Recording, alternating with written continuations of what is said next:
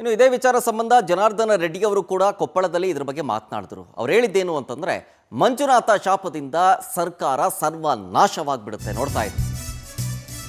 ಹೀಗಂತ ಕೊಪ್ಪಳದಲ್ಲಿ ಬಿಜೆಪಿ ಶಾಸಕ ಜನಾರ್ದನ ರೆಡ್ಡಿ ಗುಡುಗಿದ್ದಾರೆ. 100ಕ್ಕೆ 100 ಸರ್ಕಾರ ಸರ್ವನಾಶ ಆಗೋದು ಪಕ್ಕ.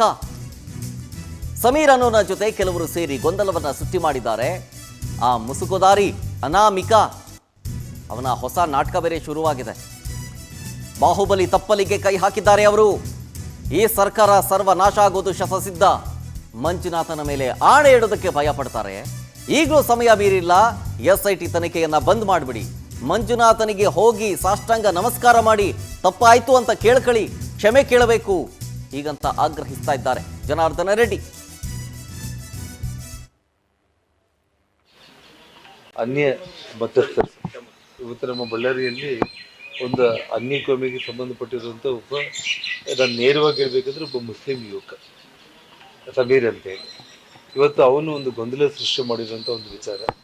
ಅದಕ್ಕೆ ಬೇರೆ ಬೇರೆ ಕೆಲವೊಬ್ಬರೆಲ್ಲರೂ ಕೂಡ ಜೊತೆಗೂಡಿ ಇವತ್ತು ಏನು ಆ ಒಂದು ಮುಸುಕುದಾರಿ ಅಂತೇಳಿ ಒಂದು ನಾಟಕ ಶುರು ಮಾಡಿ ಎಷ್ಟು ಗುಂಡಿಗಳು ತೋಡಿದ್ರು ಕೂಡ ಅಲ್ಲಿ ಎಲ್ಲಿ ಕೂಡ ಏನೂ ಸಿಗದೇ ಇರುವಂಥ ಒಂದು ಸ್ಥಿತಿ.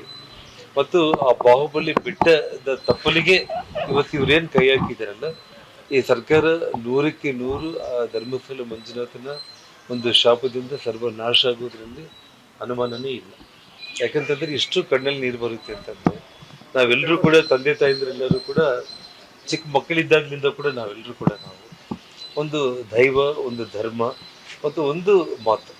ಇವತ್ತು ಯಾವುದೇ ಆಣೆ ಪ್ರಮಾಣಗಳು ಮಾಡಬೇಕಂದ್ರೂ ಕೂಡ ಸುಲಭವಾಗಿ ಯಾವ ದೇವರ ಮೇಲೆ ಬೇಕಾದರೂ ಕೂಡ ತಂದೆ ತಾಯಿಗಳ ಮೇಲೆ ಕೂಡ ಆಣೆ ಮಾಡೋದಕ್ಕೆ ಕೆಲವೊಂದು ಜನ ಹಿಂದೆ ಸರಿಯಲ್ಲ. ಅನ್ಯ ಮತಸ್ಥರು